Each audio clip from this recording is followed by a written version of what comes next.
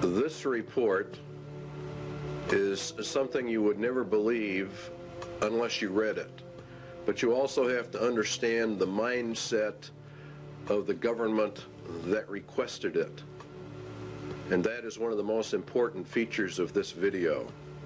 The objective was to determine accurately and realistically the nature of the problems that would confront the United States if and when a condition of permanent peace should arrive. This is one of the key elements of the report, because we are to go under the Antichrist system, an era of supposed peace. And this is what this whole program was about. If and when a condition of permanent peace should arise, that means that peace in reality equals world socialism, as we will find out as we journey through this report. And they were to draft a program for dealing with this contingency. In other words, this is a planned situation.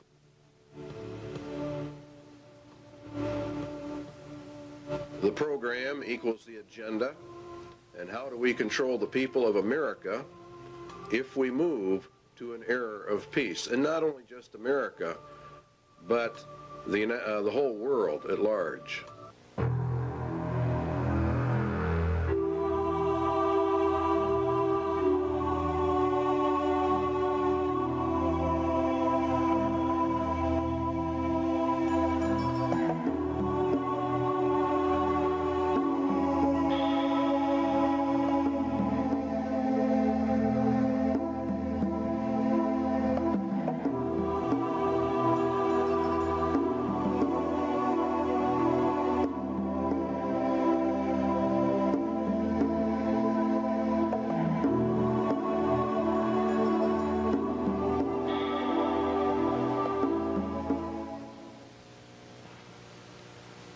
In 1961, Public Law 87-297 was passed, paving the way for the United States to be merged with the United Nations. It's a very crucial law in that it disarms the American citizen in violation of the clear intent of the Constitution, which calls for our right to bear arms to maintain our free state. And by the calling for the disarming of all Americans, of course, we lose our free state and we are submerged actually into a slave state. The disarming was to be done by a period of gradual disarmament, and as they were disarming, the United Nations would be built up with a powerful standing army. The evidence suggests a CFR-TC Bilderberg connection, the rich men of the earth, the merchants of Babylon, the killers of the just, according to the Holy Scriptures. The report concerns itself with a globalist agenda, and the conclusions reached have been advanced by these groups.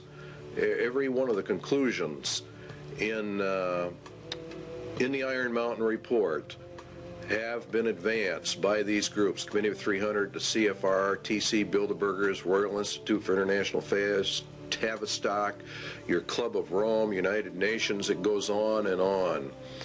Okay, it began back in 1950, actually. These hearings began to take place in the United States, and the calls for a world government were actually held in 1950. Here's a resolution in Congress that was considered and called for testimony, and it says to provide a true world government through the adoption of a world government constitution.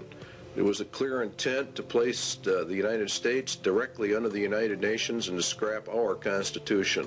Universal peace is a prerequisite for the pursuit of that goal, and from the competitive anarchy of nation states, therefore the age of nations must end, and the era of humanity must begin.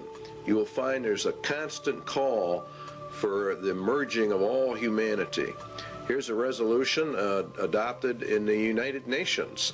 This is what it says: regulation, limitation, and balanced reduction of all armed forces and all armaments.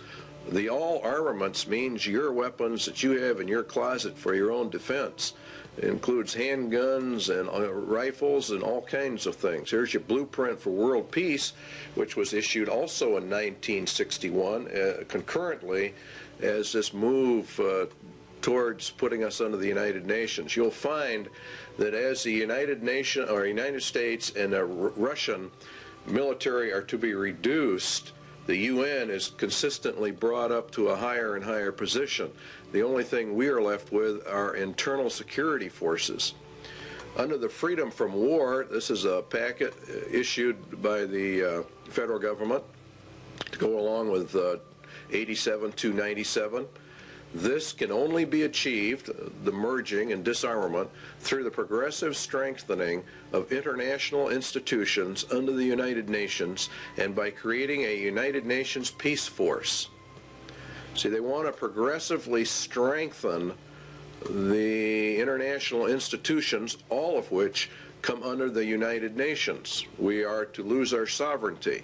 This can only be achieved through the progressive strengthening by creating a United Nations peace, which really means police force, to enforce the peace.